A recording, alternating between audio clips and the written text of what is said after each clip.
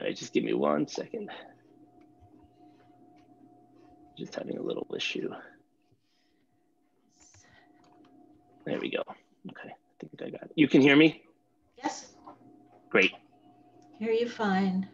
So welcome, Doug. We're talking today to Doug Schneider, who's running for City Council in District 39, which is the seat now held by Brad Lander. And we'll give Doug about 5 minutes to introduce himself, and then we'll have about 10 minutes for questions and answers. So Doug, go ahead. Thanks a lot, and thank you everybody for being here and accommodating my schedule. I spend most of my day, it feels like dropping and picking up kids, so sometimes it can be tough. For people that don't know my background, I'm Doug Schneider. I'm a civil rights and criminal defense attorney. I'm the Democratic district leader in the 44th Assembly District and the dad of 2 young children. I've lived in the district for the last 15 years, and I've been a community leader working as a trustee for the Park Slope Civic Council, on the steering committee for Brad Lander's participatory budgeting, at our synagogue, Beth Elohim, running children's programs.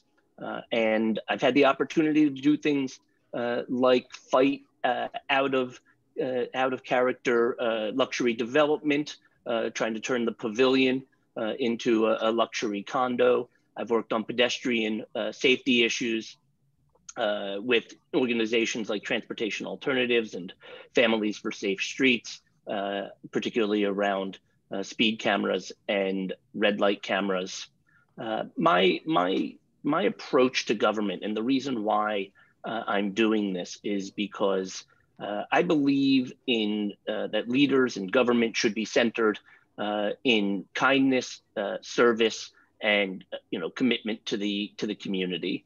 And these are really the values that drove my decision that many years ago to represent employees over corporations, to represent to represent defendants and shine a light on police brutality and the unjust criminal justice system.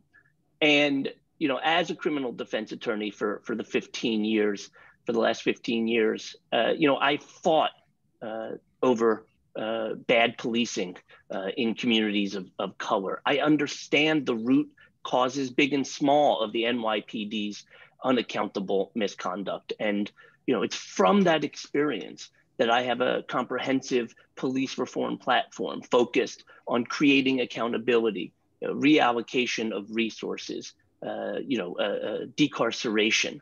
And similarly, I'm the person in my family that stepped back from work to do remote learning, and it's been really tough. And I recognize that there's a lot of people out there that have it, tougher than me. And I recognize the privilege I have that I can do that easier than a lot of people. But I've seen, both from my own experience and from the experience all across the city, that remote learning is really, it's hurting our children. It's hurting them academically, but more importantly, it is really affecting their mental health, social and emotional development. And I know, and I prioritize, it's my #1 priority, that we need to reinvest at unprecedented amounts in our education budget, in our public education, and not just the physical infrastructure, but we need to invest in our kids. We need to have social workers and child psychiatrists and trauma-informed professionals, because there's going to be a lot of kids coming back to school with real trauma, especially in communities that were hit hardest, by COVID. At the end of the day, I have a record of getting things done. A quick story, right? I was walking on the Ocean Parkway right off of Park Circle, and there's a bike lane, and it had no signage, and it's a weird setup. And I was walking with someone, we almost got hit by a bike. So what did I do? I took photographs, I made a presentation, I went to the community board meeting where I presented it to the Department of Transportation, and within 6 months, they had corrected the error. That's the type of person I am. I'm the type of person that when I see a problem, I don't talk about it. I don't let somebody else solve it. I go and I get it done. And that's what we need in a time of crisis, right? We need leaders that know the neighborhood and can deliver from day one. And, you know, I believe that I am, you know, that candidate in this race, and I would be honored to receive your endorsement. So thank you. And, you know, I look forward to our conversation. Thank you so much, Doug. Perfect timing as well. So let's open up the floor for questions. Go ahead, Marion. So I read your write-up, and what was music to my ears was that you said green space is part of climate change. So I'd like you to elaborate on two aspects of that. One is with respect to development, because I heard Scott Stringer put out a proposal that said, give away all the city-owned land to be developed into housing. Now, so there is a tension between how much do you build and how much green space do you kill? Green space is our bridge back to nature in the city. One is because for all the kids being traumatized, greenery would help calm them and help with mental health. The other is, you know, the Parks Department is kicking people, the Lower East Side Ecology Center and Big Reuse off the composting sites on parkland. And compost, with the mayor slashing the budget that much, compost is also our return to nature, returning what we took from the land back to the land, heal the land, replenish the soil. So I'd like you to speak to those issues. And if we have time, I also have a question on Gowanus Green, but I'd like other people to have time to. You know, thanks, Marion. And I know that this is an issue that you don't just talk about, but that you work on. And I've visited your, you know, community garden and seen the great work that you're doing there.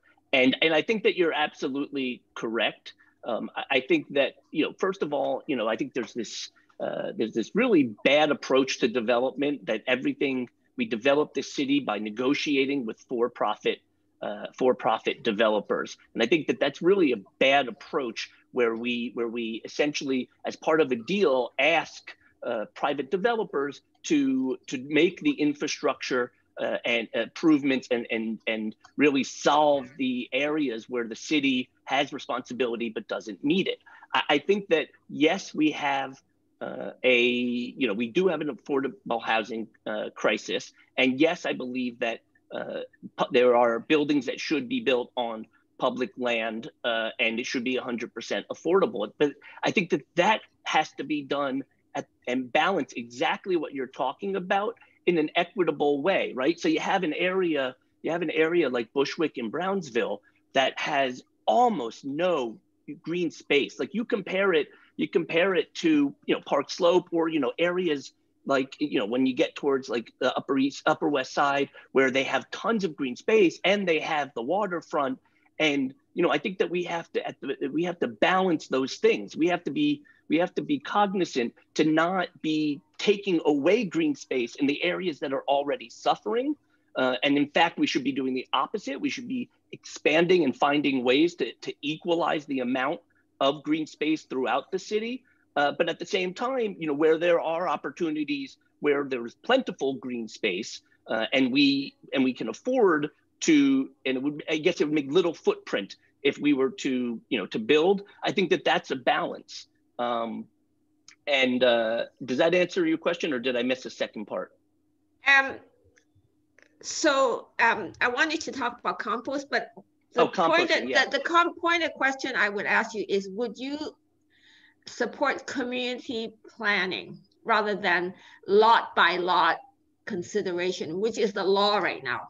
100%. That is, in fact, the basis of my my approach to rezoning and housing is that we build project by project, and it's a bad way to build. In fact, exactly what you're talking about. We need a comprehensive plan that takes into account, exactly what we're talking about. Equity, takes into account infrastructure, racial impact studies. So yes, that is at the heart of my housing and development and rezoning plan. Thank you so much, Doug. David has a question. Hi, Doug. Hey, David. So I read over your questionnaire and I saw a little bit about this, but I'm wondering if you could go into more detail.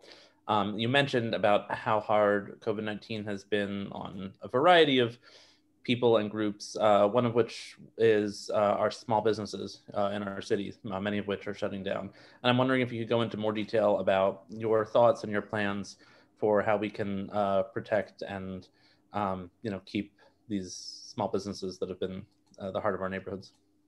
Yeah, thank you, David. And this again is something that is at the top of my agenda if elected. I start from let me start by saying I own a small business. It's just me and a paralegal, and I know how the fine line between success and failure. I also represent small businesses in the community, most specifically Slope Cellars, a wine and liquor store, which is thriving, but also Krupa Grocery, a restaurant, which, like all restaurants and bars, is struggling. The bottom line is that every dollar we can keep in their pocket is one step closer to success.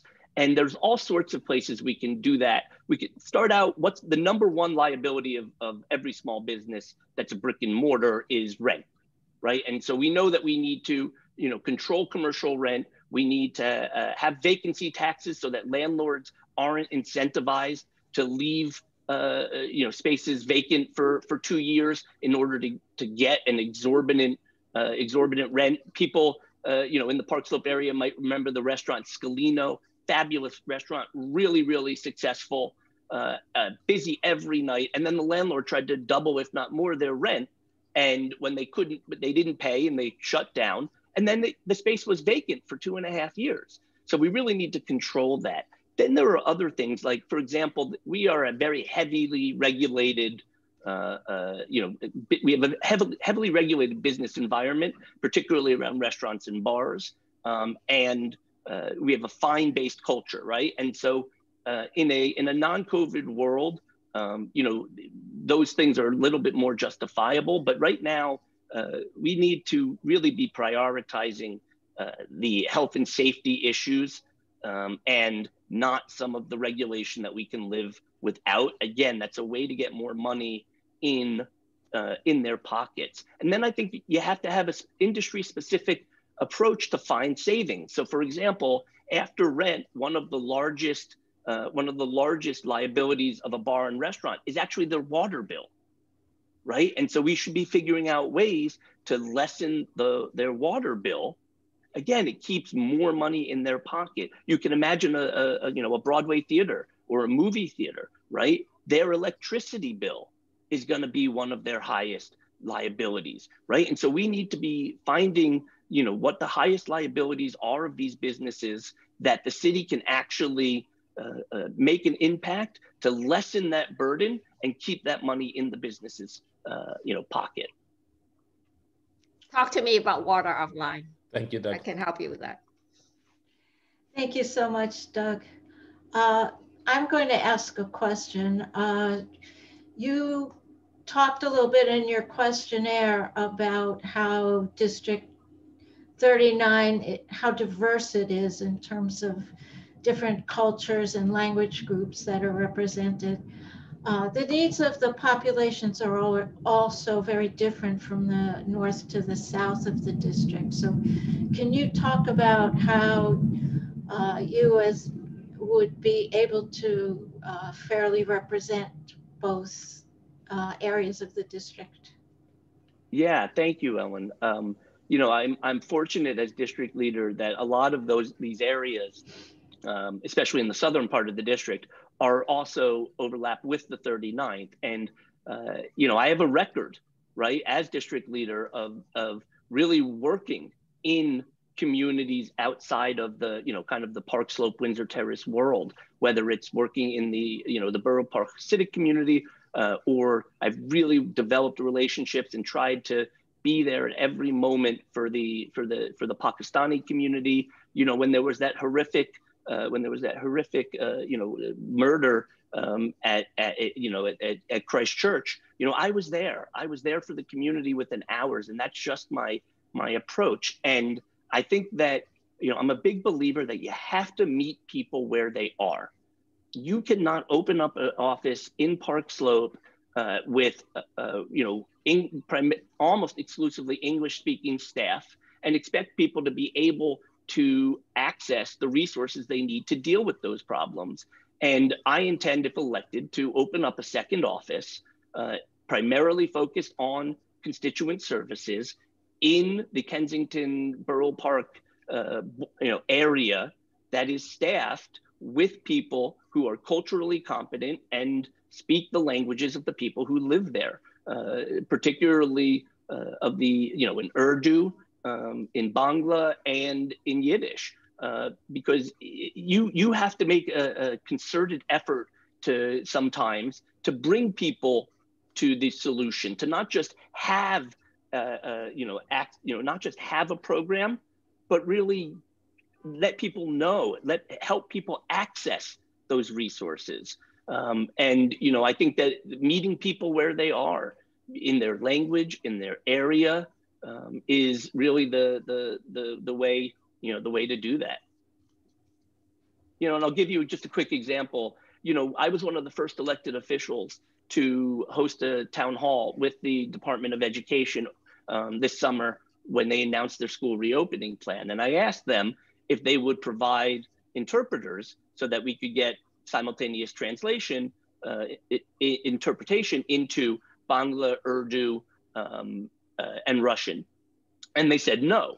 And so I wasn't going to do that. I wasn't going to host a town hall about school reopening and ignore all of those people who have kids in school who don't speak English. So I went out on my own and I went into the community and I found those interpreters to guarantee that if you came to my town hall and you spoke Bangla, Urdu, Yiddish, English, and Spanish, that you would have access to everybody would have fair and equal access to the information.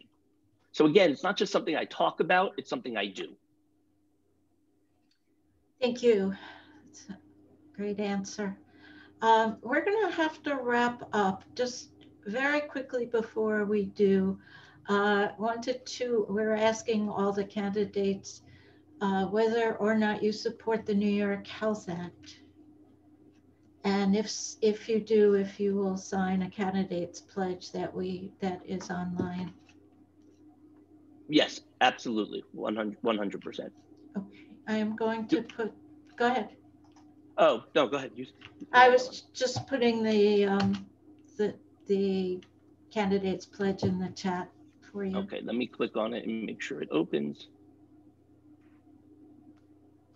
It opens. Great, it opened, so I will take care of that. When we're done. And if you have 2 minutes, I'm happy to talk about the Gowanus, but otherwise, Marion, why don't you just email me?